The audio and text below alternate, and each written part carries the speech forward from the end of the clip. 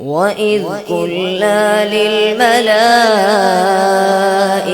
اسْجُدُوا لِآدَمَ فَسَجَدُوا إِلَّا إِبْلِيسَ قَالَ أَأَسْجُدُ لِمَنْ خَلَقْتَ طِينًا قَالَ أَرَأَيْتَكَ هَذَا الَّذِي كَرَّمْتَ عَلَيَّ لئن أخرتني إلى يوم القيامة لأحتنكن ذريته